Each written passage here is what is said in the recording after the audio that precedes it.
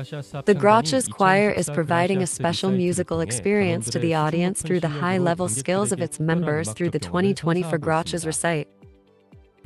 Pianist Huang Shin-a presented a splendid classical performance at a recital held in Pocheon on 17th, and violinist Lee Ji-yeon's recital was held at Gwacheon Citizens Center on 18th. On 19th, soprano Yoon Yang-oh's recital was held in Tongjeong, and her duet performance with her father, baritone Jeong Ho, especially impressed the audience. Lastly, clarinetist Bai Hai-jin's performance held in Yongkyeon was a meaningful time as her first recital.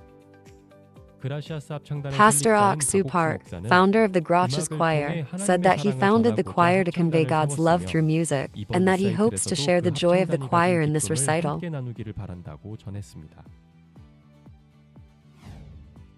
On 15th, the 5th Weekend Academy graduation ceremony was held at Good News Nairobi Church in Kenya.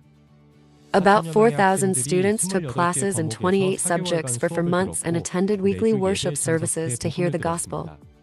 The graduation ceremony was attended by graduates' families, the Minister of Youth Affairs, and other distinguished guests, and 6 TV stations and newspapers covered the event and reported it, helping to promote the academy widely. Branch leader Kim Yo-hwan preached the gospel from John chapter 1 verse 29 to over 7,000 attendees.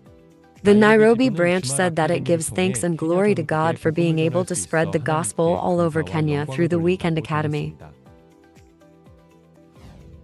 Cambodia IYF held a peace concert in Phnom Penh, Cambodia on 16th and 18th. This concert, held at the University of Science and Technology and the second campus of Biltay International University, was the first classical event held by IYF in Cambodia, and a booth was also operated to inform citizens about IYF. Starting with a performance by Righteous Stars, various cultural performances, and a play telling the story of Good News Corps' overseas volunteer members were held, and a performance by the Birdsong Choir touched the hearts of the audience. Cambodian IYF branch manager Ha Keel shared the gospel of Jesus with a congratulatory message, and the event ended with a World Camp certificate presentation ceremony. On 17th, the first Weekend Academy graduation ceremony was held at Good News Church in Kampala, Uganda. The event, attended by about 60 students, received great attention after being featured in the Ugandan newspaper, Nile Post and New Vision. Students testified their changed lives through 3 months of academy and mind education. Minister of ICT and National Guidance, Godfrey Kabionga, offered congratulations and inspiration, and Pastor Yunjin Kim and Minister personally delivered certificates and cheers to the graduates. The Good News Corporation Alumni Association (GNC) reunion event hosted by Thailand's IYF was held in Bangkok on 15th. Members from all over the country had a great time participating in nostalgic recreation and gatherings by continent and country. Pastor Jinseok Kim and Pastor Hakil Kim shared Bible verses and Q&A with members. Many people enjoyed various performances and food at the Korean festival held the day before the alumni meeting. The GNC reunion event was a time for members to feel God's love again.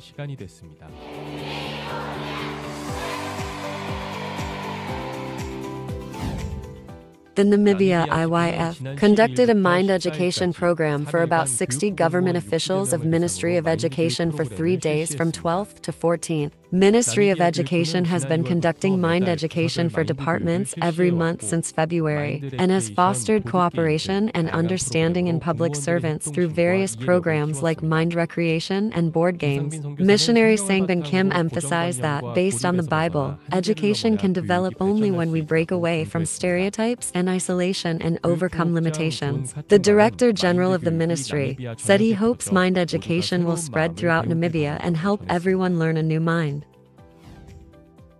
IYF Nigeria held its first Eastern Region retreat in Bayelsa State from 20th to 22nd. About 300 people attended over 3 days, and Pastor Kyung Ho Lee of the Lagos Church preached the gospel.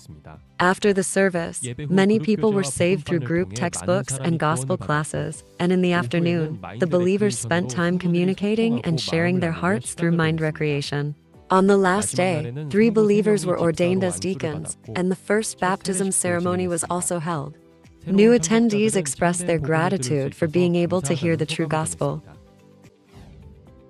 Rwanda Good News Kigali Church held a Bible seminar from 17th to 19th with the theme, God is the One Who Justifies. A total of 400 people attended, and the performance prepared by the choir and church members was wonderful.